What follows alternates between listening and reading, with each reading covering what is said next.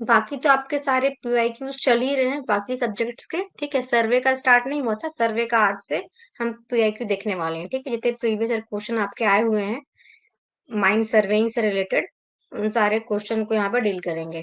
ठीक है, voice clear है क्या? एक बार कंफर्म कर देना, वॉइस क्लियर है क्या?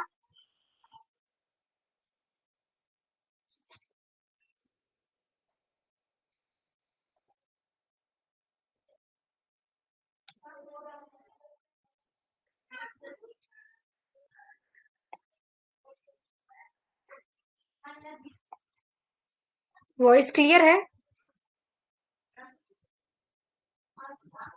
गुड इवनिंग, वॉइस क्लियर है क्या? एक बार कंफर्म कर देना, वॉइस क्लियर है?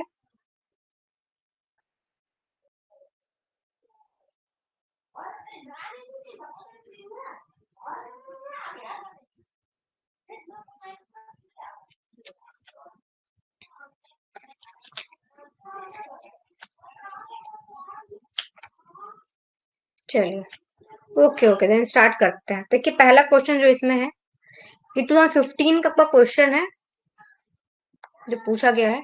15 के उसके बाद आगे आगे और डिस्कस करेंगे क्वेश्चन।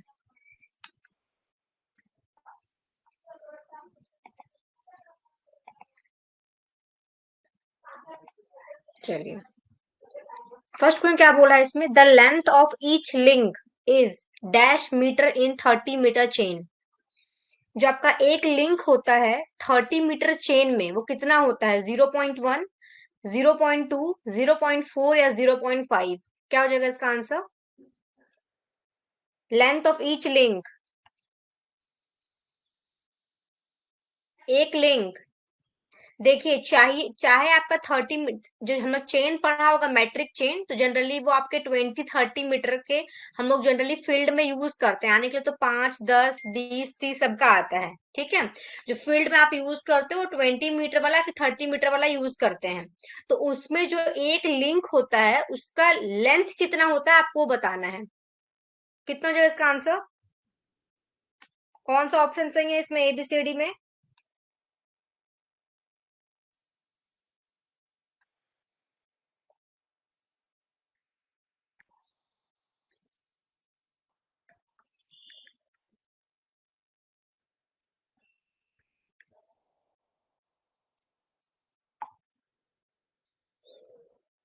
देखो, 30 मीटर का हो या फिर 20 मीटर का हो चेन आपका, जिसमें उसके, good evening good evening, 30 metre का हो चाहे 20 मीटर का हो, देखो 30 मीटर वाला अगर चेन है आपका तो उसमें लिंक कितने होते हैं? 150 लिंक्स होते हैं।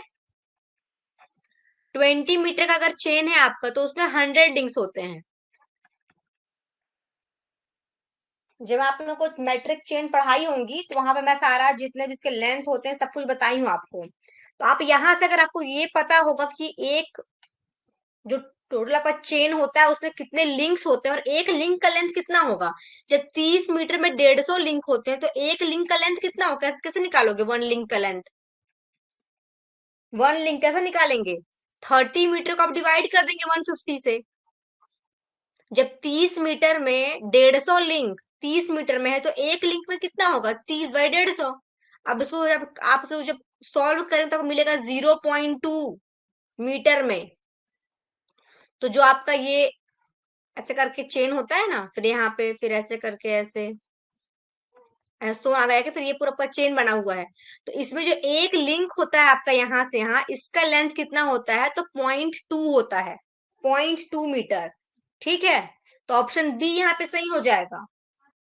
ऑप्शन बी यहाँ पे सही हो जाएगा। क्लियर है? ध्यान देंगे, 30 का हो चाहे 20 का हो आपका चेन, उस पर लिंक कितने होते हैं? लिंक का लेंथ कितना होता है? 0.2 होता है। आप 20 का भी निकालेंगे ना तो 0.2 ही आएगा। क्लियर है यहां तक? नेक्स्ट आओ सेकंड क्वेश्चन पे। The walking step of a man is generally considered as dash centimetre. जो हमें एक स्टेप लेते हैं, जनरली जो हम एक स्टेप लेते हैं उसका लेंथ कितना होता है? 40 सेंटीमीटर, 50, 60, 70 या फिर 80? कितना होगा इसका आंसर? इन जनरल हम बात कर रहे हैं, ठीक है। इन जनरल आप देखोगे उसका लेंथ होता है 80 सेंटीमीटर। याद कर लेना, ठीक है, वैल्यू को। The vertical distance between two consecutive contour is called. Contour आप लोग पढ़ चुके होंगे, ठीक है। नहीं पढ़े हैं तो आपके कंटेंट सेक्शन में सारा सिलेबस दिया गया है, आप लोग वहां से सिलेबस के अकॉर्डिंग आप लोग कंटेंट से स्टडी मटेरियल सारा कुछ पढ़ लो, ठीक है, तब एक क्वेश्चन बनेगा, नहीं तो नहीं बनेगा। कंटूर, कंटूर बताइए मेरे को, कंटूर क्या होता है? कंटूर क्या होते हैं? इमेजनरी लाइंस होती हैं। कंटूर क्या होती हैं? इमेजनरी लाइंस होती हैं, जो इक्वल पॉइंट ऑफ एलिवेशन को ज्वाइन करके बनता है, ठीक है। तो क्या पूछा है, पूछा है आपसे, जो वर्टिकल डिस्टेंस होगा दो कंटूर के बीच में वो कितना होगा, मतलब उसको क्या क्या बोलते हो, कितना होगा नहीं पूछा है, उसको आप क्या बोलते हैं? Contour interval, contour distance, contour gradient, या फिर हॉरिजॉन्टल डिस्टेंस? चलिए विमला का आंसर आ गया ए, वेरी गुड, कंटूर इंटरवल, ठीक है। याद रखेंगे कि जो दो मतलब दो लगातार कंटूर, दो एक के ऊपर एक और कंटूर है, इसके बीच जो वर्टिकल डिस्टेंस होगा, ठीक है, उसको आप कंटूर इंटरवल बोलते हैं। लेकिन अगर आप पूछा होता हॉरिजॉन्टल, दो कंटूर के बीच में अगर हॉरिजॉन्टल डिस्टेंस की हम बात करें, तो ये कंटूर है मान लीजिए, और एक कंटूर यहां बना हुआ है ऐसे करके, ठीक। तो ये हॉरिजॉन्टल डिस्टेंस को क्या बोलते हैं? तो उसको बोलते हैं हॉरिजॉन्टल इक्विवेलेंट। क्या बोलते हैं इसको? Horizontal equivalent, horizontal equivalent. अगर आपसे हॉरिजॉन्टल पूछेगा तो उसको हम बोलते हैं हॉरिजॉन्टल इक्विवेलेंट, और अगर वर्टिकल है तो उसको कंटूर इंटरवल, ठीक है। चलिए नेक्स्ट पे आइए। Dash method of plane tabling is applied for locating inaccessible point. मैं आप लोग को प्लेन टेबल पढ़ाई हूँ, ठीक है, plane table, plane table survey. तो जो प्लेन टेबल सर्वे करने का आपका डिफरेंट मेथड्स है, जैसे कि इंटरसेक्शन मेथड है, रेडिएशन मेथड है, ट्रैवर्सिंग मेथड है, रिसेक्शन मेथड है। उसमें से आपसे पूछा है कि the method of plane tabling is applied for locating inaccessible points. अगर आपके पॉइंट्स इनएसेसिबल हैं तब आप कौन से मेथड ऑफ प्लेन टेबल को यूज करते हैं प्लेस को लोकेट करने के लिए? आपको, आप इनएसेसिबल का मतलब क्या होता है? आप पहुंच नहीं सकते वहां तक। आपको ऐसा कोई पॉइंट का सर्वे करना है जहां आप पहुंच नहीं सकते, इनएसेसिबल है, तब आप कौन से मेथड का यूज करेंगे? देखो, रेडिएशन आप कब करते हो? जब आप पहुंच सकते हो सारे पॉइंट्स में। आपको सारे हम रेडिएशन कब करते हैं? मान एक पॉइंट है, आप आपने सेट किया अपना प्लेन टेबल, आपको A B C D E जो भी सर्वे करना है सारा आपको दिख भी रहा है, और आप यहां तक मेजरमेंट भी कर सकते हैं, मतलब टेप से आप इसको नाप सकते हैं, ये तो आप करते हैं रेडिएशन। लेकिन यहाँ पे एक ट्रिक भी है, आई, आई से इनएसेसिबल, आई से इंटरसेक्शन। ध्यान देंगे, जब भी आपको बोले इनएसेसिबल, आपको लोकेट करना है पॉइंट, लेकिन पॉइंट्स कैसे हैं आपके? इनएसेसिबल, मतलब आप पहुंच नहीं सकते वहां तक, आप अपना टेप से मेजरमेंट नहीं कर सकते। तो ऐसे जगह पे जब वो करते हैं, वो करते हैं इंटरसेक्शन मेथड। याद रखेंगे, इंटरसेक्शन मेथड। क्लियर है क्या? I for inaccessible and I for intersection। इस ट्रिक से आप याद रख सकते हैं इसको, I से inaccessible और I से intersection। क्लियर है क्या? क्लियर है? चलो नेक्स्ट देखो। Is not the natural error in compass surveying, ये चौथा क्वेश्चन है आपका। Is not the natural error in compass surveying, in option में से कौन सा नेचुरल एरर नहीं है? देखो, जब आप कंपास से सर्वे करते हैं ना फील्ड में, तो आपको बहुत टाइप्स के एरर मिलते हैं। कुछ एरर होते हैं नेचुरल एरर, जिसको नेचुरल मतलब कि जो नेचर का एरर है उसको आप रिमूव नहीं कर सकते। कुछ एरर होते हैं जैसे कि जो इंस्ट्रूमेंट में एरर आ गया है, आपका इंस्ट्रूमेंट ही सही नहीं है तो हो गया इंस्ट्रूमेंट एरर। और एक होता है ह्यूमन एरर, मतलब आपका ही फॉल्ट है, आपने रीडिंग सही से नहीं पढ़ा, तो आपका वो ह्यूमन एरर हो जाएगा। यहाँ पूछा है जितने भी पॉइंट्स में कि नेचुरल एरर इनमें से कौन सा नहीं है। तो देखो, लोकल अट्रैक्शन वो नेचुरल है, अगर आपके जमीन के अंदर मैग्नेट है या आयरन है तो ऑटोमेटिकली लोकल अट्रैक्शन अपने वैल्यू में आ जाएगा आप जब कंपास सर्वे करेंगे। वेरिएशन इन डिक्लाइनेशन, ये भी आपका क्या है? नेचुरल है। Magnetic change due to atmosphere, atmosphere का आपका मैग्नेटिक चेंज हो गया तो वैल्यू बदल जाएगा आपका। Irregular variation in magnetic stone, तो ये भी आपका नेचुरल हो गया।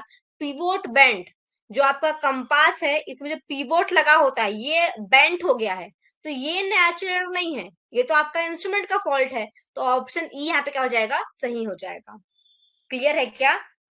क्या पूछा था इसमें से कौन सा आपका कंपास सर्वेइंग का नेचुरल एरर नहीं है? जो पिवोट आपका बेंट हो गया है वो आपके इंस्ट्रूमेंट का फॉल्ट है, वो नेचुरल नहीं है। लोकल अट्रैक्शन नेचुरल है, वेरिएशन आपका नेचुरल है, मैग्नेटिक चेंज आपका नेचुरल है, इरेगुलर वेरिएशन आपका नेचुरल है। क्लियर है क्या यहाँ तक? चलिए नेक्स्ट पे आइए। नेक्स्ट पे आइए, क्वेश्चन देखिए क्या बोलता है इसमें। The field observation and plotting of the plane proceed simultaneously in, ऐसा कौन सा फील्ड ऑब्जर्वेशन, ऐसा कौन सा सर्वे है जिसमें आप फील्ड का ऑब्जर्वेशन और साथ ही प्लॉटिंग आप एक साथ कर लेते हैं। फील्ड का ऑब्जर्वेशन और प्लॉटिंग मतलब जबकि ऑफिस का काम है आप साथ में कर लेते हो। चेन सर्वे में कर पाते हो, ट्रैवर्स में कर पाते हो, कंटूरिंग में कर पाते हो, आप प्लेन टेबल सर्वे में कर पाते हो। कंटेंट सेक्शन में आपको सारा स्टडी मटेरियल, सारे इसके वीडियो लेक्चर सारे टॉपिक के मिल जाएंगे, ठीक है। आप वहां जाइए, वहां से जितना कुछ सब कुछ पहले पढ़ लो, नोट्स बना लो, और कुछ डाउट आता है सर्वे से तो आप मेरे से पूछ सकते हैं।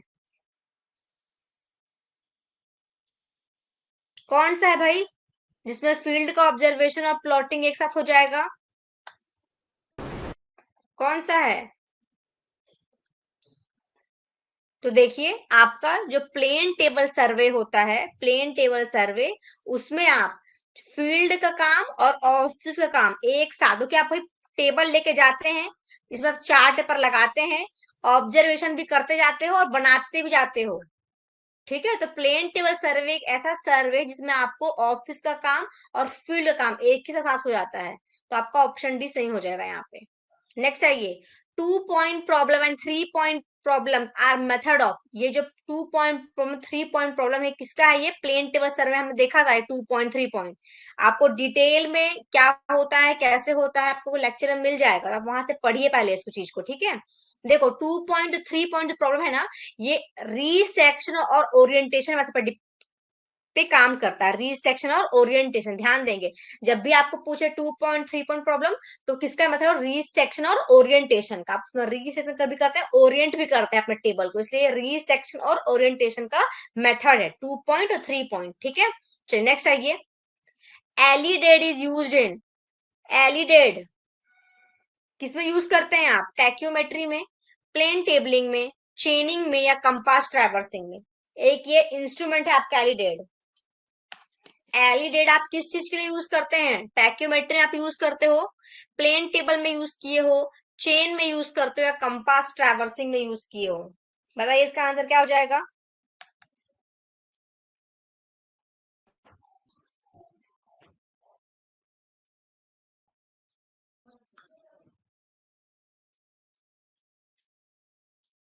विमल बी, चलिए वेरी गुड।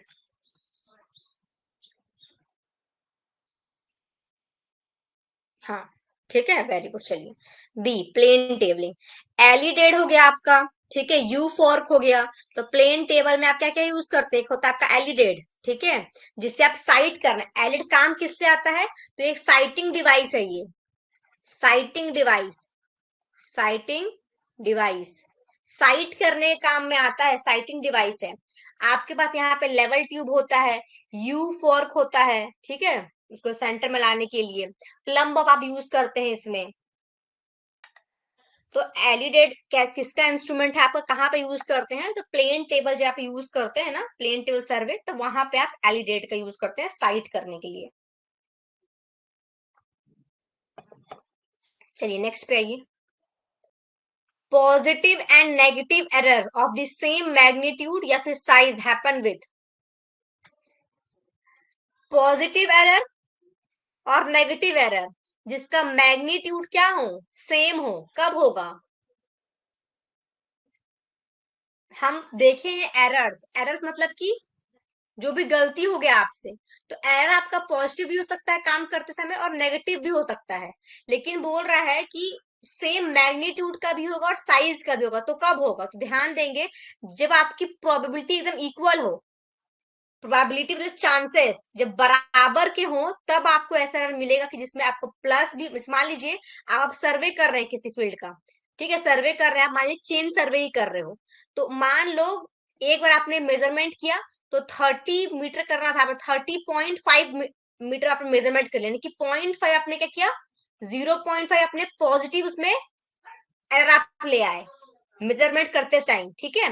और दूसरा बार आपने मेजरमेंट किया, तो आप बोल रहे हो कि वो 29.5 है, इसका मतलब क्या हुआ, आपने -0.5 का फिर से एरर किया। तो देखो ऐसा कब होगा, जब एकदम इक्वल प्रोबेबिलिटी हो कि आपने प्लस भी उतना ही का किया एरर लाया, आपने माइनस भी उतने ही का एरर लिया, जब आपकी प्रोबेबिलिटी एकदम बराबर की होती तब आपको ऐसा एरर मिलता है, ठीक है।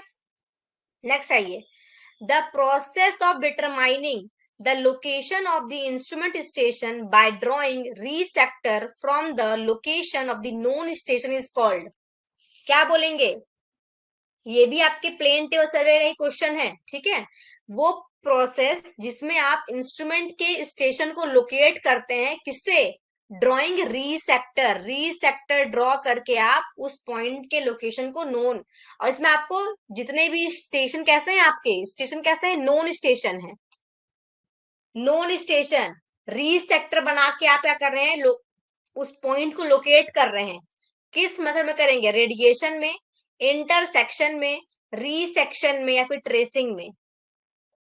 देखो जब भी आपको बोले कि आप रीसेक्टर ड्रॉ कर रहे हो, ठीक है, रीसेक्टर ड्रॉ कर रहे हो, तो उसका आंसर हो जाएगा रेडिएशन मेथड। रेडिएशन मेथड क्या करते हैं आप, जैसे आपने प्लेन टेबल सेट कर लिया आपने यहाँ पे, ठीक है, अपने प्लेन टेबल सेट कर दिया, आपका कोई पॉइंट ए यहाँ पे है, बी यहाँ पे है, सी यहाँ पे है, D A, E A, F है, ये फील्ड में है, ठीक है, ये फील्ड में आपके पॉइंट्स आ रही है, ए है, ये बी है, ये सी है, ये डी है, ये ई है और ये एफ है, ये फील्ड में है।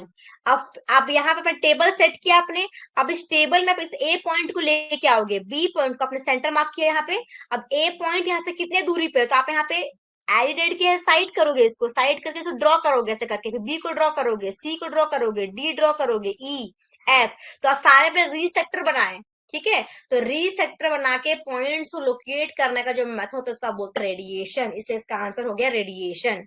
क्लियर है क्या, क्लियर है क्या, ठीक है। तो जब भी ध्यान देंगे, आपको बोले I for intersection, I for inaccessible, जब भी इनएसेसिबल पॉइंट्स को लोकेट करने का बात बोलेगा तो आंसर आएगा इंटरसेक्शन, और जब भी रीसेक्टर ड्रॉ करने का बात बोलेगा तो आंसर आएगा रेडिएशन। क्लियर है यहां तक, चलिए नेक्स्ट पे आइए, इलेक्ट्रॉनिक डिस्टेंस मेजरमेंट यानी कि ईडीएम, ईडीएम इंस्ट्रूमेंट यूज, जो आपका ईडीएम है, ईडीएम देखो, आप हॉरिजॉन्टल डिस्टेंस को मेजर करने के लिए चेन से भी करते हो, टेप से भी करते हो, टैक्योमीटर से भी करते हो, ठीक है, उस और टोटल स्टेशन से भी करते हो, उससे उसमें भी एक आपका इंस्ट्रूमेंट होता है ईडीएम, जिसकी हेल्प से आप क्या करते हो, जिसकी हेल्प से आप इलेक्ट्रॉनिक तरीके से आप क्या करते हो, हॉरिजॉन्टल डिस्टेंस को फील्ड में मेजर कर लेते हो।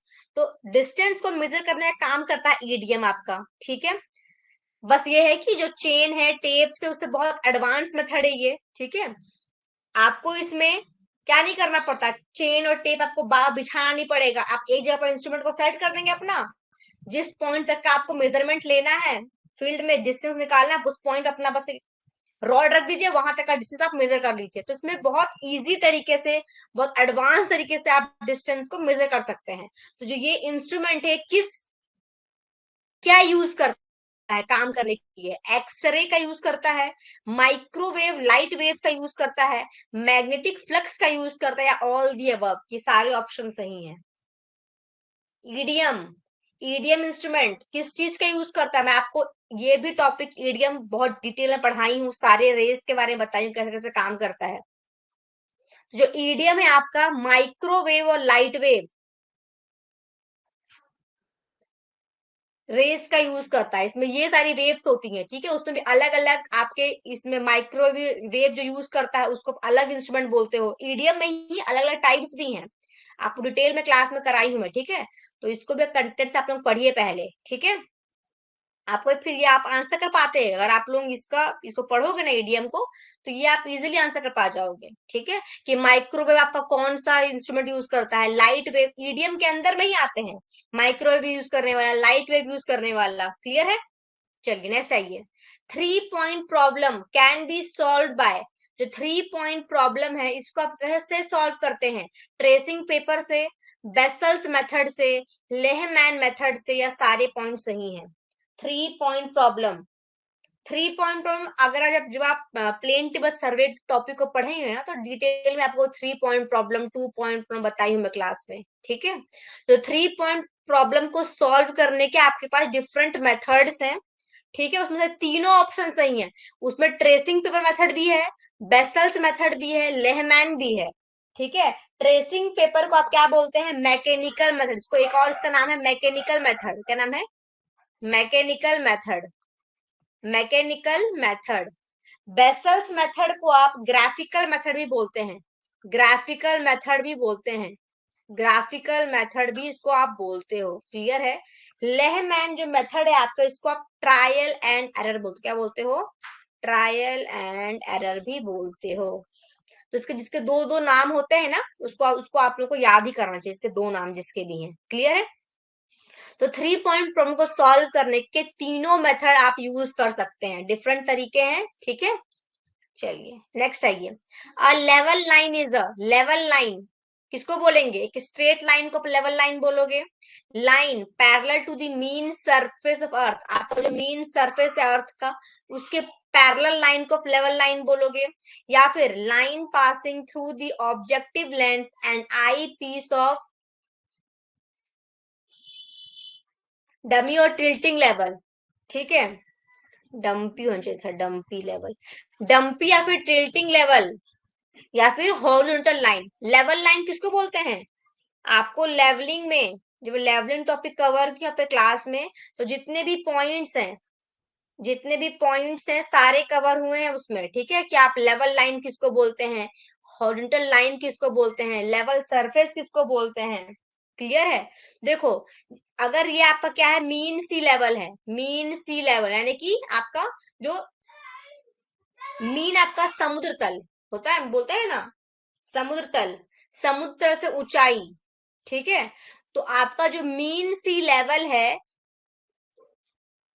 विमल आप सी आंसर बोल रहे हैं। देखो लेवल लाइन आपका ये लाइन नहीं होता है, लाइन पासिंग ऑब्जेक्ट, इसको बताऊंगी इसको क्या बोलते हैं आप। देखो जो आपकी लाइन है, आपके जो अर्थ का सरफेस के पैरेलल जितने भी आप लाइन ड्रॉ करते हैं ना, उसको आप लेवल लाइन बोलते हो। आपका ये मीन सी लेवल है, ठीक है।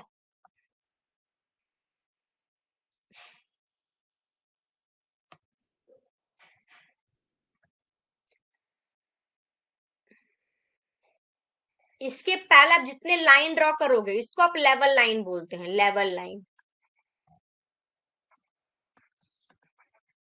ये इसका ऑप्शन बी सही होगा। जो आपका मीन सरफेस है अर्थ का, जो आपका अर्थ सरफेस का जो मीन है, उसके पैरेलल आप जितने लाइंस ड्रॉ करते हैं ना, उनको आप बोलते हैं लेवल लाइन, ठीक है। ये जो आपने ऑप्शन सी बोला ना, तो देखो देखो ऑप्शन सी किसको बोलते हो आप, ऑप्शन सी किसको बोलते हैं, ये तो क्या पॉइंट हो गया आपका, ये मान लीजिए आई पीस है ये, ऐसे करके आपका ये आई पीस है, ये आपका टेलीस्कोप हो गया। इधर जो भी सर्वेयर खड़ा होगा उसका आई इस तरफ होगा, तो इधर उसको बोलेंगे आप आई पीस, ये आपका आई पीस है। ये आपका ऑब्जेक्टिव है, ये आपका ऑब्जेक्टिव है। अब इसमें क्या होता है, यहाँ पे क्रॉस हेयर्स होते हैं, इसमें क्या होता है, इसमें आपके यहाँ पे क्रॉस हेयर्स लगे होते हैं, क्रॉस हेयर, ठीक है। तो जो लाइन इसमें लिखा क्या है, ऑप्शन सी में क्या लिखा है, line passing through the objective lens and eye piece, eye piece से होता हुआ आपके ऑब्जेक्टिव लेंस से पास होता हुआ, इसको आप कहते हैं एक्सिस ऑफ टेलीस्कोप, क्या बोलते हैं इसको आप, एक्सिस ऑफ टेलीस्कोप। जो लाइन आपके आई पीस के सेंटर से पास होता हुआ ऑब्जेक्टिव से आगे निकल जाएगा, इसको आप बोलते हैं एक्सिस ऑफ टेलीस्कोप। क्लियर है? तो लेवल लाइन नहीं है ये। लेवल लाइन क्या होता है, जो मीन सर्कल आपका अर्थ है उसके पैरेलल जितने भी आप लाइन ड्रॉ करते हैं उसको आप बोलते हैं लेवल लाइन। ठीक है, चलिए नेक्स्ट आइए। द एंगल क्या बोलता है इसमें, the angle between the prolongation of the preceding line and the forward line of a traverse is called deflection angle, include angle, diet angle या इनडायट एंगल।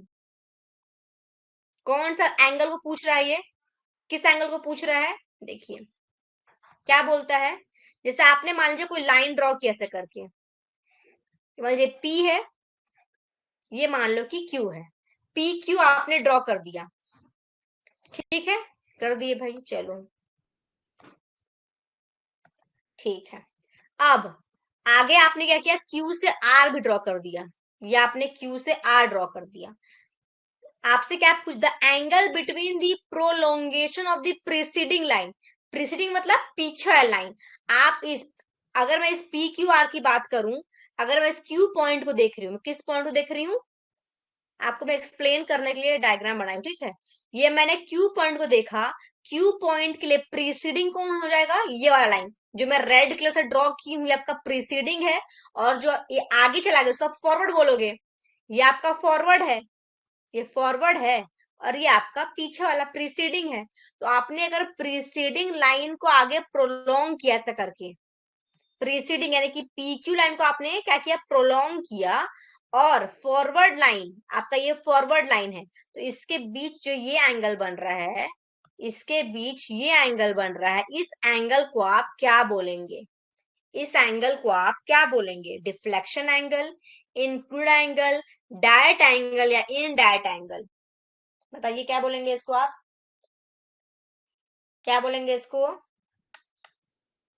ध्यान देंगे, जब भी आपकी प्रीसीडिंग लाइन जो होती है, प्रीसीडिंग लाइन को अगर आप आगे बढ़ाते हैं, आगे बढ़ाते हैं, और ये फॉरवर्ड लाइन है, इसके बीच के इस एंगल को आप बोलते हैं डिफ्लेक्शन एंगल। क्या बोलते हैं, डिफ्लेक्शन एंगल। ठीक है, तो ऑप्शन ए आपका सही हो जाएगा।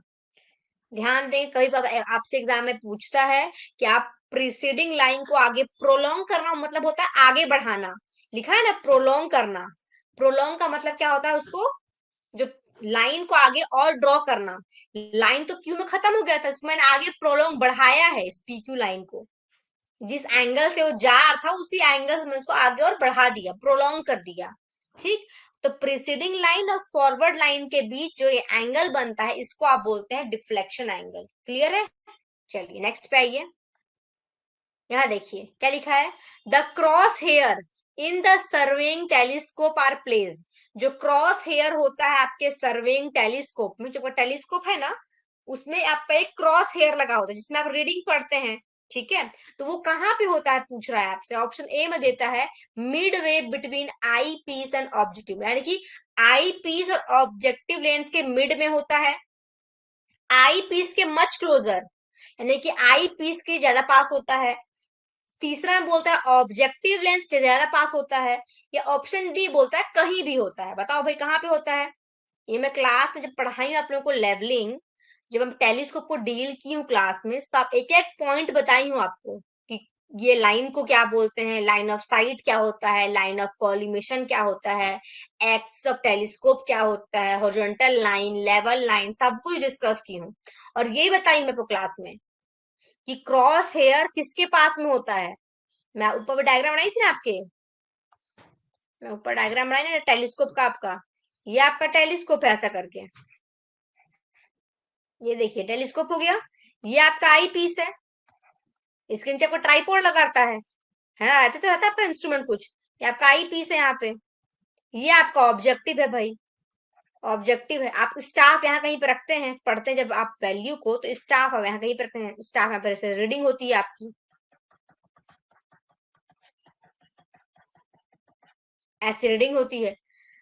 अब यहाँ पे क्या होता है, जो आपका इसमें क्रॉस हेयर लगा जिसमें आप रीडिंग को पढ़ते हैं, जो स्टाफ है ना, स्टाफ में जो रीडिंग यहाँ पे है वो आपको यहाँ पे दिखता है, आपके लेंस पे, लेंस के थ्रू आपके अंदर यहाँ पे आपको दिखता है। तो जो क्रॉस हेयर होता है ना, वो आई पीस के ज्यादा पास होता है भाई, बस ये पॉइंट को ध्यान है। यहाँ डायफ्राम होता है, इस डायफ्राम में आपका क्रॉस हेयर लगा होता है, इस को देता है आपका क्रॉस हेयर ऐसा, जिसे आप रीडिंग को पढ़ते हैं। तो जो एक क्रॉस हेयर है, ये आपको कहीं भी नहीं होता, ना तो बीच में होता, ना तो कहीं भी नहीं होता, ऑब्जेक्टिव के पास नहीं, आपके आई पीस के ज्यादा क्लोजर होता है। इसलिए आपका ऑप्शन क्या हो जाएगा, ऑप्शन बी सही होगा इसमें, much closer to eye piece, eye piece के ज्यादा पास होता है आपका क्रॉस हेयर। क्लियर है क्या, यहां तक क्लियर है क्या? ये क्वेश्चन देखिए, इसमें क्या बोल रहा है, if a tripod settles in the interval that elapses between taking a backside reading and the following foresight reading, then the elevation of turning point will, अगर आपका ट्राइपॉड क्या हो गया, सेटल हो गया, मतलब वैल्यू आपका सेटल डाउन हो गया, ठीक है, जब आप बैक साइड रीडिंग से फोर साइड रीडिंग में आते हैं, आपका ट्राइपॉड थोड़ा नीचे आ गया, तो जो आपको टर्निंग पॉइंट में आपको एलिवेशन मिलेगा वो कैसा मिलेगा, इंक्रीज होकर मिलेगा, तो वैल्यू बढ़ेगी आपकी, डिक्रीज होगा, कोई चेंज नहीं आएगा, या इंक्रीज या डिक्रीज दोनों हो सकता है। क्या हो जाएगा इसका आंसर?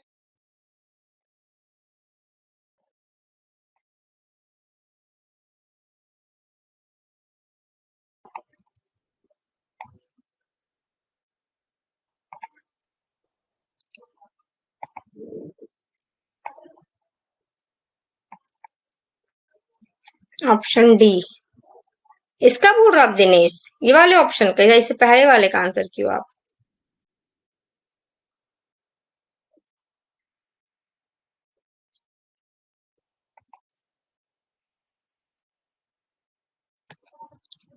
चलिए, यहाँ पर इसमें क्या बोला ना आपको, अगर आप क्या करते हैं ट्राईपॉड, जैसे कि मान लीजिए आप यहाँ पर रखे थे अपना ट्राईपॉड, ठीक, आप रीडिंग लिए बैक साइड का, बैक साइड आपने रीडिंग लिया, अब आपका वैल्यू क्या हो गया, आपका वैल्यू क्या हो गया, सेटल हो गया, मतलब वैल्यू आपका क्या आ गया है, नीचे आ गया है, इसका मतलब नीचे है, मतलब क्या हुआ होगा, नीचे मतलब अभी ग्राउंड नीचे गई होगी, ठीक है। तो अगर आपने यहाँ पे 1.2 पढ़ा होगा, तो आपको यहाँ पर रीडिंग कितना मिलेगा, यहाँ पर रीडिंग कितना मिलेगा, चाहे इससे ज्यादा ही मिलेगा, मतलब 2.4 मिलेगा। तो वैल्यू पे क्या हो रही है, इंक्रीज हो रही है ना, वैल्यू आपकी इंक्रीज हो रही है ना।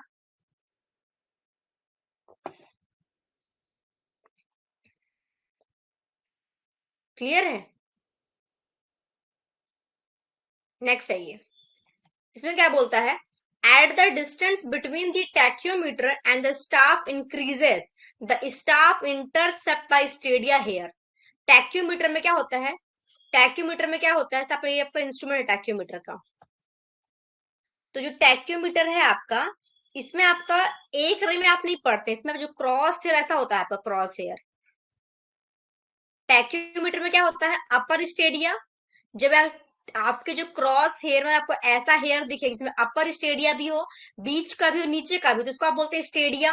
क्या होता है, स्टेडिया बोलते हैं, स्टेडिया हेयर बोलते हैं, स्टेडिया हेयर। तो स्टेडिया हेयर में जैसे कि मान लीजिए जो वैल्यू है आपका, वैल्यू है यहाँ आपका स्टाफ रखा हुआ है, ठीक, तो इसमें आपका एक रीडिंग वाले को यहाँ मिला, एक रीडिंग आपको सिंपल बीच का यहाँ मिला, और तीसरा आपको ये मिला, ये तीन रीडिंग आपको मान लो दिख रहा है आपके क्रॉस हेयर में, यानी कि स्टेडिया हेयर में आप तीन रीडिंग पढ़ते हैं।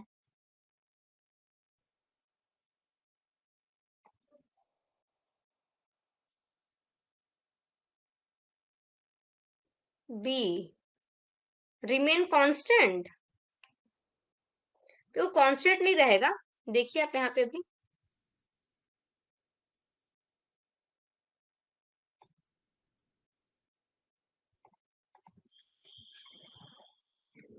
यहाँ पे देखिए, अब यही मान लो अगर स्टाफ आपका यहाँ पे रहेगा, स्टाफ आपका डिस्टेंस क्या हो रहा है बोल रहा है इसमें, अगर आपका डिस्टेंस मतलब इंस्ट्रूमेंट और स्टाफ के बीच में अगर आप डिस्टेंस को क्या करते आते हैं, बढ़ाते जा रहे हैं, डिस्टेंस अगर आप इंक्रीज करते जा रहे हैं, तो जो स्टाफ इंटरसेप्ट है, स्टाफ इंटरसेप्ट का मतलब होता क्या है, अपर रीडिंग और लोअर रीडिंग, इसका जो डिफरेंस होता है ना, इसी को आप बोलते हैं स्टाफ इंटरसेप्ट। स्टाफ इंटरसेप्ट किसको बोलते हो, जो अपर की रीडिंग है और जो लोअर की रीडिंग है, इसके डिफरेंस को आप बोलते हैं स्टाफ इंटरसेप्ट। ठीक है, तो स्टाफ जैसे जैसे आपका डिस्टेंस बढ़ते हैं, अब मान लो ये डिस्टेंस आपका स्टाफ ने यहाँ पर रखा, स्टाफ आपने यहाँ पर रखा, डिस्टेंस आपने इंक्रीज कर दिया, ठीक, अब क्या हो रहा है देखो, ये तो रे यहाँ चल जाएगा, ये मान लो यही रहा, और ये मान लो यहाँ आ गया। तो अगर मैं इसको बोल रही हूँ ये मेरा S1 है और ये मेरा S2 है, S1 है ये S2 है, तो ज्यादा आपको वैल्यू क्या मिल रहा है, आपका वैल्यू क्या हो रहा है, डिक्रीज हो रहा है, कांस्टेंट है, एलिवेशन पे डिपेंड करे या फिर बढ़ रहा है। अगर आप एक जगह पे अपना टैक्यूमीटर को फिक्स कर दिए हो और अगर आप क्या कर रहे हो, डिस्टेंस को, स्टाफ और टैक्यूमीटर के बीच के डिस्टेंस को इंक्रीज करते जा रहे हो, तो जो स्टाफ इंटरसेप्ट की वैल्यू है वो आपको क्या मिलेगी, क्या मिलेगा आपको, तो देखो वैल्यू पे क्या होगा, बढ़ेगा। ठीक है, यहाँ पे अगर मैं S1 और S2 को कंपेयर करूँ तो मेरा S2 बड़ा है S1 से, तो क्या होगा, वैल्यू क्या होगी, इंक्रीज होगी। अगर आप क्या करते हैं, एक जगह टैक्योमीटर को रखे हैं, डिस्टेंस को जैसे बढ़ाते जाओगे, तो जो स्टाफ इंटरसेप्ट की वैल्यू है वो भी क्या होगी, आपकी इंक्रीज होगी। स्टाफ इंटरसेप्ट क्या होता है, तो ऊपर वाला रीडिंग और नीचे वाले रीडिंग के बीच के डिस्टेंस को आप स्टाफ इंटरसेप्ट बोलते हैं। क्लियर है यहाँ तक, चलिए नेक्स्ट पे आइए, यहाँ आइए, नेक्स्ट क्वेश्चन क्या बोलता है इसमें, curvature correction in levelling is, देखो लेवलिंग में जब मैं आपको पढ़ाई हूँ कर्वेचर करेक्शन एरर्स के बारे में, ठीक है, आपको ऐसा लगता है कि आपका एरिया कैसा, ऐसा प्लेन है, जब हम खड़े होते हैं कहीं पे प्लेन एरिया में, तो आपको लगता है कि चीजें ऐसी प्लेन है, लेकिन आपका जो अर्थ है ऐसा प्लेन नहीं है, आपका जो अर्थ है ऐसा प्लेन नहीं है। वो कैसा है आपका अर्थ, आपका अर्थ ऐसा है, कर्व है, आपका अर्थ ऐसा क्या है, कर्व है, हमारा अर्थ ऐसा कर्व शेप का है।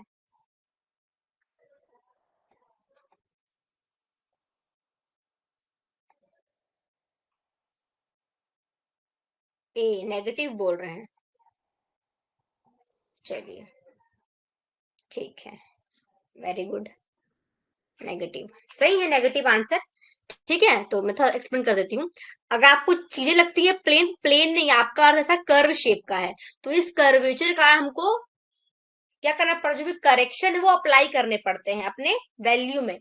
तो जो कर्वेचर करेक्शन है आपका, जो सी का फॉर्मूला क्या बनता है, -0.07845 डी का स्क्वायर, जहां पे डी आपका किलोमीटर में होता है, और ये कैसा है आपका वैल्यू है, नेगेटिव वैल्यू है, नेगेटिव, तो आपका आंसर हो जाएगा ए नेगेटिव। जो सी आर होता है रिफ्रैक्शन, ये क्या होता है, पॉजिटिव में 0.011 डी स्क्वायर।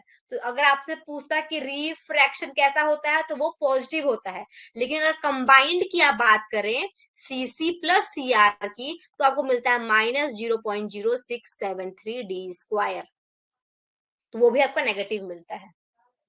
ठीक है, यहाँ तक क्लियर है, ठीक है। तो जब भी आप देखो छोटे डिस्टेंस में काम करते हैं ना, अगर डिस्टेंस बहुत कम है तो अगर आप प्लेन मान के चल रहे हैं तो भी कोई दिक्कत नहीं होता, लेकिन अगर आपको डिस्टेंस आप ज्यादा पे काम कर रहे हैं, तो वहां पे आपको जो अर्थ का कर्वेचर शेप है उसको आपको कंसिडर करना पड़ता है, उसके लिए आपको ये सारी करेक्शन अप्लाई करने पड़ते हैं। ठीक है, चलिए नेक्स्ट पे आते हैं, यहाँ ये a level cannot be used for, next question बोलता है कि जो आपका लेवल है उससे आप क्या नहीं कर सकते हैं, प्रोफाइल लेवलिंग नहीं कर सकते हो, एलिवेशन फाइंड नहीं कर सकते हो, वर्टिकल एंगल के लिए आप यूज नहीं कर सकते हो, या कंटूरिंग के लिए आप यूज नहीं कर सकते। क्या हो जाएगा इसका आंसर, अ लेवल, लेवल, ठीक है, लेवल से आप क्या नहीं कर सकते हैं पूछा है, क्या कर सकते हैं नहीं, कैन नॉट बी यूज लिखा है क्वेश्चन में। ठीक है, profile levelling, elevation, vertical angle या फिर कंटूरिंग,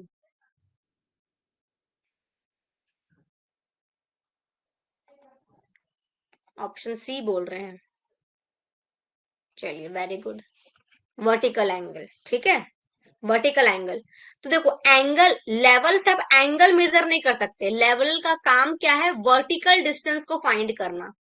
वर्टिकल डिस्टेंस अगर आपको कहीं भी निकालना है तब आप लेवल का यूज करते हैं। लेवल जैसे आप डंपी लेवल पढ़ते हैं, ठीक है, डंपी लेवल, यही पढ़ाई भी हूं मैं आपको क्लास में, ठीक है। तो प्रोफाइल लेवलिंग इसी के अंदर में आ गया। एलिवेशन, वर्टिकल डिस्टेंस को ही आप एलिवेशन बोलते हैं। कंटूर, तो कंटूर में भी आप एलिवेशन ही फाइंड करते हैं, तो कंटूर भी आप कर सकते हैं, एलिवेशन तो फाइंड करते ही हैं। और प्रोफाइल लेवलिंग में भी आप लेवल का यूज करते हैं। एंगल मेजरमेंट लेवल का काम नहीं है। एंगल मेजरमेंट के लिए आप क्या यूज करते हैं, थ्योडोलाइट आप यूज करते हैं। अगर आपको एंगल मेजर करना है, एंगल में, तो आप कंपास का यूज करते हैं। लेकिन कंपास से सिर्फ आप हॉरिजॉन्टल एंगल मेजर कर सकते हैं। कंपास की हेल्प से आप सिर्फ और सिर्फ हॉरिजॉन्टल एंगल मेजर करते हैं। अगर आप थियोडोलाइट यूज करते हैं, थियोडोलाइट, तो इससे आप horizontal as well as vertical angle दोनों फाइंड करते हैं। किससे, थियोडोलाइट से। क्लियर है? चलिए नेक्स्ट आते हैं। क्या बोल रहा है इसमें, if the staff is not held vertical, अगर आप फील्ड में सर्वे कर रहे हैं, आपने अपना स्टाफ को वर्टिकल नहीं रखा है, ठीक है। तो मान लीजिए, मान लीजिए, मान लीजिए आप इस ग्राउंड में सर्वे कर रहे हैं, यहाँ आप सर्वे कर रहे हैं, ये आपका इंस्ट्रूमेंट हो गया, ठीक है, ये आपकी लाइन हो गई, ठीक है, लाइन ऑफ साइट हो गया आपका ये। आपने यहाँ पे क्या किया, स्टाफ को ऐसे आपको वर्टिकल रखना था। इस लाइन ऑफ साइट के आपको ऐसा स्टाफ, जो भी यहाँ पे स्टाफ मैन होगा, उसको ऐसा पकड़ना था, ठीक है, ऐसा स्ट्रेट वर्टिकल रखना था। लेकिन ये वर्टिकल ना पकड़, क्या करता है, अगर वर्टिकल नहीं पकड़ के अगर ये क्या कर देता है, इसको, दो तरीके हो सकते हैं स्टाफ को रखने के। या तो ये क्या करे, स्टाफ क्या करे, इस तरफ कर दे ऐसे, मतलब जिधर आपका ये टेलीस्कोप है इसके तरफ में इसको झुका दे आपके स्टाफ को। या तो ये क्या कर सकता है, या तो क्या कर सकता है, ये दूसरा पॉइंट, या ये इधर ले जाए, ऐसा ऐसा झुका दे।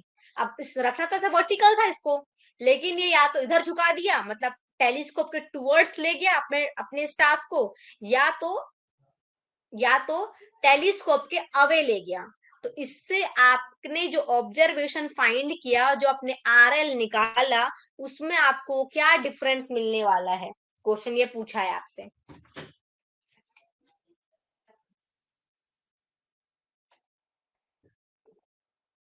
क्या बोला है, if the staff is not held vertical at a levelling station, the RL calculated from the observation would be, क्या हो जाएगा, true RL, more than true RL, less than true RL, या more than true RL minus error.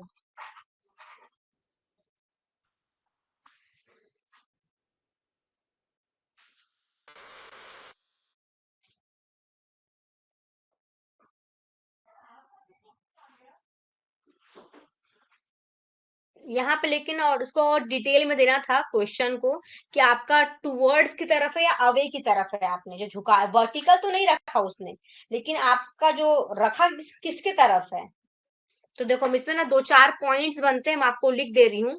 अगर ये क्या करेगा, अगर ये क्या करता, इससे क्वेश्चन बन जाता कभी कभार।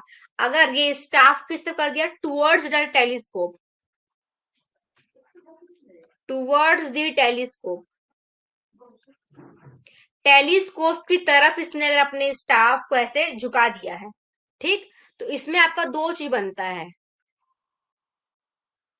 डाउन में क्या होगा, अप में क्या होगा, मतलब ऊपर की तरफ में क्या होगा और नीचे की तरफ में आपको क्या मिलेगा। तो अगर डाउन की बात करेगा नीचे की तरफ, तो वैल्यू आपको इंक्रीज मिलेगा, वैल्यू आपको बढ़ा हुआ मिलेगा। अप की बात करेगा, ऊपर की बात करेगा, तो आपको वैल्यू डिक्रीज मिलेगा, वैल्यू आपको डिक्रीज मिलेगा, ठीक है। अगर बात करता है टूवर्ड्स, नहीं बात कर, बात है अवे फ्रॉम टेलीस्कोप का बात करता है, ये बात करता है away from telescope, away from telescope, away from telescope. इसे दो कंडीशन बनेंगे, एक डाउन का बात करेगा और एक अप का बात करेगा। उल्टा, डाउन में इस बार हो जाएगा डिक्रीज आपका वैल्यू, और अप में बोल पूछेगा तो हो जाएगा इंक्रीज आपका वैल्यू। तो ध्यान दें क्वेश्चन आपसे क्या पूछ रहा है, ठीक है।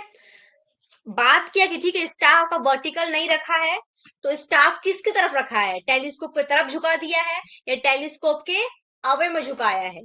ठीक, तो अगर डाउन के लिए पूछेगा तो बोलेगा नीचे, अगर डाउन मतलब किसके इधर, वैल्यू इसके नीचे, इधर इधर में क्या फर्क पड़ेगा, ऊपर में क्या फर्क पड़ेगा, अप मतलब लाइन ऑफ साइट के ऊपर में क्या फर्क पड़ेगा, और डाउन का मतलब लाइन ऑफ साइट के नीचे में क्या फर्क पड़ेगा। तो डाउन में पूछेगा तो वैल्यू आपकी इंक्रीज होगी, अप में पूछेगा तो डिक्रीज होगी। लेकिन वही अगर बोलता है टेलीस्कोप के अवे के लिए पूछता है तो डाउन में होगा डिक्रीज और अप में होगा इंक्रीज। ध्यान देंगे क्वेश्चन को, ठीक है, क्या पूछ रहा है आपसे। चलिए नेक्स्ट पे आइए। मॉडर्न ईडीएम इंस्ट्रूमेंट यूज, जो अभी की मॉडर्न ईडीएम इंस्ट्रूमेंट है वो क्या यूज करती है, एम्पलीट्यूड मॉड्यूलेशन, फ्रीक्वेंसी मॉड्यूलेशन, या दोनों, या all the above.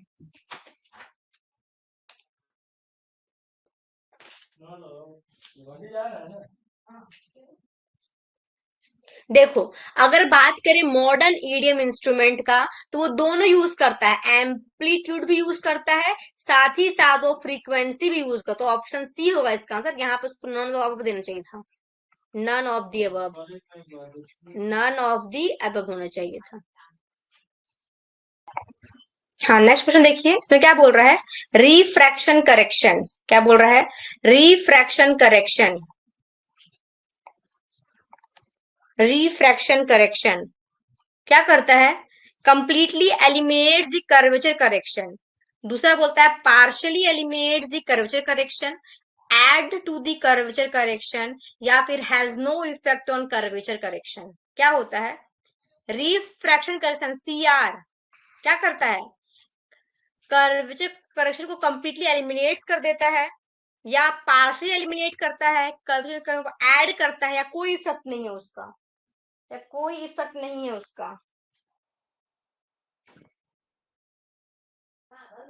Refraction correction क्या करता है, देखो आपका जो सी होता है ना, ये सी सी प्लस सी आर होता है, सी सी प्लस सी आर होता है, ठीक है। तो जो रिफ्रैक्शन करेक्शन है आपका, ठीक है, वो कर्वेचर करेक्शन में और क्या होता है, ऐड हो जाता है ना। जो सी आर है वो कैसा आपका है, प्लस में है ना, 0.011 2 जो भी डी स्क्वायर पॉजिटिव में है, तो ये क्या हो जाता है आपका, ऐड हो जाता है कर्वेचर करेक्शन के साथ, ठीक है। एलिमिनेट नहीं करता, पार्शली एलिमिनेट भी नहीं करता, इफेक्ट तो पड़ता है उसका, वो ऐड हो जाता है कर्वेचर करेक्शन के साथ। क्लियर है, चलिए नेक्स्ट आइए। यहाँ क्या बोलता है इसमें, the line joining the intersection of the cross hair to the optical centre of the object glass and its continuation is known as, वो लाइन जो आपके क्रॉस हेयर से पास होके आपके ऑब्जेक्ट ग्लास के ऑप्टिकल सेंटर से आगे बढ़ रहा है, इस लाइन को क्या बोलते हैं आप, trunnion axis, line of collimation, base line, या फिर एजिमुथ।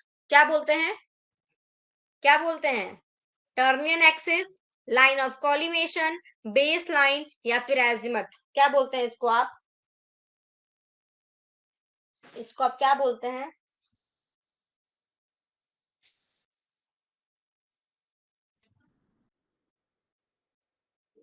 इसको आप क्या बोलते हैं, क्रॉस हेयर से अगर बात बोले कि क्रॉस हेयर, यहाँ पे क्रॉस हेयर है, क्रॉस हेयर, इधर आपकी आई पीस है, यहाँ आपकी आई पीस है, ये आपका ऐसे टेलीस्कोप है ये, very good, line of collimation, ठीक है, लाइन ऑफ कॉलिमेशन बोलते हैं इसको आप, line of collimation. Cross hair से पास होके अगर आपका ऑब्जेक्टिव से आगे जाता आप लाइन ऑफ कॉलिमेशन, लेकिन अगर आई पीस बोलता, आई पीस से अगर जा तो उसको बोलते हैं एक्सिस ऑफ टेलीस्कोप। अगर आई पीस बोलेगा देन एक्सिस ऑफ टेलीस्कोप, अगर क्रॉस हेयर बोलता है तब आपका हो जाएगा लाइन ऑफ कॉलिमेशन, ठीक है। चलिए नेक्स्ट पे आइए, अ कंपाउंड कर्व, कर्व में आप पढ़ाएंगे आपको चैप्टर जिसमें आपको सिंपल कर्व, उसमें फिर आपका simple compound curve, transition curve, सब आपको बताइए मैं क्लास में क्या होता है। तो अगर कंपाउंड कर्व है, कंसिस्ट ऑफ, तो कंपाउंड कर्व किससे मिलके बना हुआ है, a simple curve and two transition curve, a curve of gradually varying radius, two circular curve bending on the same side, या two circular curve bending on opposite side. क्या होता है कंपाउंड कर्व, देखो अगर आप बात की ये कोई ऐसा लाइन है, ये आपका कर्व, तो ये आपका सिंपल कर्व हो गया, ये आपका सिंपल कर्व हो गया, ठीक है। आपसे पूछा है कंपाउंड कर्व, कंपाउंड कर्व आप कब बोलेंगे? कंपाउंड कर्व, कंपाउंड कर्व किसको बोलेंगे? कंपाउंड, कंपाउंड का मतलब ही क्या होता है? जुड़ना, जुड़ना। मतलब दो कर्व तो हैं, ठीक है। अगर कंपाउंड क्या होता है, मान लीजिए कोई एक कर्व ऐसा है आपका, एक कर्व आपका ऐसा है, और अगर दूसरा कर्व अगर ऐसा बन रहा है आपका, ये, तो इसको आप ऐसे कर्व बोलते हैं कंपाउंड कर्व, कंपाउंड कर्व। देखो इसका रेडियस अलग है, इसका रेडियस अलग है, रेडियस अलग अलग हो सकता है लेकिन वो एक ही तरफ में होते हैं, सेम साइड में होते हैं। दो सर्कुलर कर्व हैं, एक ये दिख रहा है ग्रीन कलर का, एक आपको रेड कलर का दिख रहा है, दो सर्कुलर कर्व हैं, एक ही साइड पे हैं, तो इसको आप बोलते हैं कंपाउंड कर्व, ठीक है। दो सर्कुलर कर्व हैं, अपोजिट साइड में है, मान लीजिए एक इस तरफ बन रहा है और दूसरा इस तरफ बन रहा है, ये भी कर्व हुआ और दूसरा कर्व आपका ये हुआ, लेकिन अपोजिट साइड में अगर है तो इसको आप रिवर्स कर्व बोलते हैं, ठीक है। इसको आप रिवर्स बोलते हैं। दो कर्व है लेकिन अलग अलग डायरेक्शन में, अपोजिट साइड में होगा तो आप बोलेंगे रिवर्स। और अगर दो कर्व हैं, दो सर्कुलर कर्व हैं, एक ही तरफ है, जरूरी नहीं है कि इनका रेडियस सेम हो, जरूरी नहीं है कि इनका रेडियस सेम हो, ठीक है। इसको आप क्या बोलेंगे? Compound curve. सेम तरफ होगा तो कंपाउंड, अलग अलग होगा तो रिवर्स हो जाएगा, ठीक है। क्लियर है? नेक्स्ट आइए, which of the following is not the function of levelling head?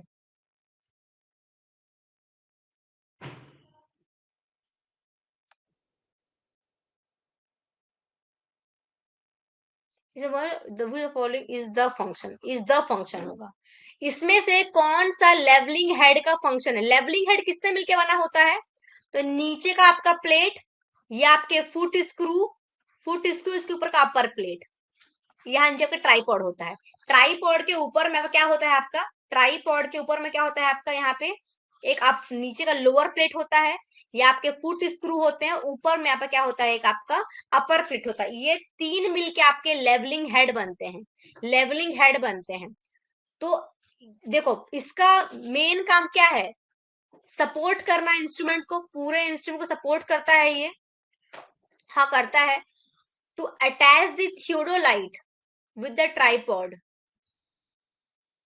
इसके ऊपर आपका थ्योडोलाइट है, ठीक है, इसके ऊपर आपका थ्योडोलाइट है, तो थ्योडोलाइट को ट्राइपॉड जोड़ने का काम करता है, हाँ करता है।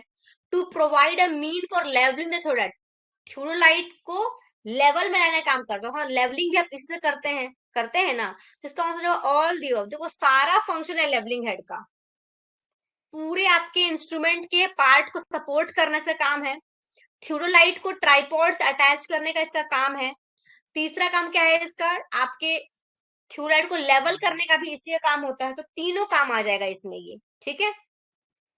चलिए नेक्स्ट आइए, the sensitivity of bubble tube can be increase by, देखो बबल क्या होती है? अपनी सेंसिटिविटी, यानी कि अल्फा होती है सेंसिटिविटी, तो सेंसिटिविटी किससे इंक्रीज होगा? तो बताएं आपको ट्रिक में, जो सेंसिटिविटी होता है इंक्रीज कब होता है? जब आपकी प्रॉपर्टी क्या हो? डिक्रीज हो। और सेंसिटिविटी कब बढ़ता है? जब आपका डायमेंशन बढ़ते हैं, डायमेंशन के बढ़ने से आपकी सेंसिटिविटी बढ़ती है, प्रॉपर्टी के कम होने से आपकी सेंसिटिविटी बढ़ती है। देखो लिखा है इसमें, increasing the dia, dia of tube, आपका डायमीटर मतलब क्या हो गया? डायमेंशन हो गया ना, तो ये इंक्रीज हो रहा है, अगर ये बढ़ेगा तो सेंसिटिविटी बढ़ेगा, ऑप्शन ए तो सही लग रहा है। दूसरा बोलता है decreasing the length, length, length जो डायमेंशन है, देखो लेंथ कम होगा तो नहीं, ये उल्टा, ये तो नहीं होगा। इंक्रीजिंग द विस्कोसिटी, प्रॉपर्टी के इंक्रीज होने से नहीं पड़ता, अगर बोलता डिक्रीज तो ये भी हो सकता था, तो ये भी नहीं होगा। रेडियस ऑफ कर्वेचर, ये डायमेंशन हो गया तो ये डिक्रीज लिखा तो ये भी नहीं होगा, तो ऑप्शन ए आपका सही है। बस याद रखेंगे, जो सेंसिटिविटी है आपकी, प्रॉपर्टी अगर कम होता है, डिक्रीज होता है, तब आपका बढ़ता है, और डायमेंशन जब आपका बढ़ता है तब आपका सेंसिटिविटी बढ़ता है, बस इस पॉइंट को आप ध्यान रखेंगे, ठीक है। चलिए नेक्स्ट पे आइए, नेक्स्ट पे आइए, क्या बोलता है इसमें? The adjustment of horizontal cross here is required particularly when the instrument is use for, जो आपके क्रॉस हेयर हैं इनका एडजस्टमेंट कब जरूरी है? लेवलिंग करते वक्त, prolonging straight line, measurement of horizontal angle, या all the above. Cross hair का एडजस्टमेंट सही होना कब जरूरी है भाई? सब करने के लिए जरूरी है ना। आप चाहे लेवलिंग करें, चाहे प्रोलॉन्ग करें, चाहे आप एंगल निकालें, कुछ भी करें, आपको आपका क्रॉस हेयर का एडजस्टमेंट तीनों के लिए जरूरी है। ठीक, नेक्स्ट आइए क्या बोलता है, the parallel of a trapezium. आपका एक ट्रेपेजियम है, ये ट्रेपेजियम है, ऊपर का दिया है 15 मीटर, नीचे का दिया है 20 मीटर। आपको ये हाइट दिया है, हाइट दिया है 5 मीटर। आपसे पूछता है एरिया क्या होगा, एरिया क्या होगा। ट्रेपेजियम का एरिया आप ध्यान देंगे a plus B by 2 into H होता है। ए हो जाएगा 15, ये हो जाएगा 20, बाई आपने कर दिया 2 इंटू आप कर दोगे हाइट 5। इसको सॉल्व करेंगे तो आपको आंसर मिल जाएगा इसका, जो कि आ रहा है 87.5, ऑप्शन ए। ठीक है, a plus B by 2 into H आपके ट्रेपेजियम का क्या होता है, एरिया होता है।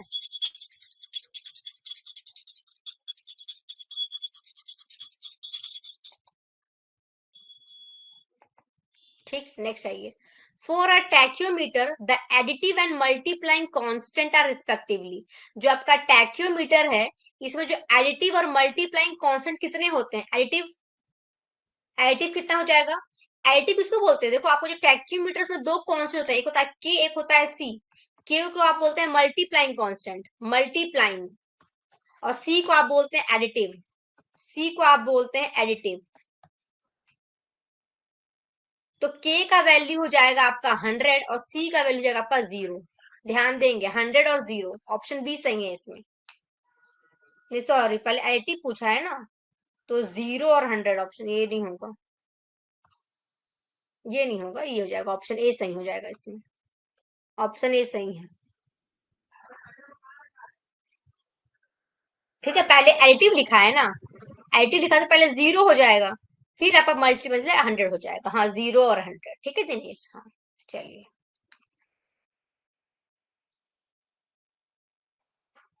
ठीक है, ज्यादा क्वेश्चन इस पर नहीं बचा हुआ है, दूसरा सेट भी है, इसके बाद सेट 2 स्टार्ट करेंगे। आज के इतने रहने देते हैं, नेक्स्ट क्लास में फिर हम लोग इसके आगे का कंटिन्यू करते हैं। ठीक है, चलिए, थैंक यू सो मच। इसमें कुछ भी डाउट होगा, ये जैसे कवर होगा तो मैं अपलोड कर दूंगी स्टडी मटेरियल में। ठीक है, चलिए, थैंक यू। आज के इतने इतने रखते हैं, आपका नेक्स्ट क्लास भी होगा इसके बाद। ठीक है, चलो। To watch the complete video, download Mining Gyan 2.0 app from the Play Store and enjoy seamless learning with Mining Gyan 2.0.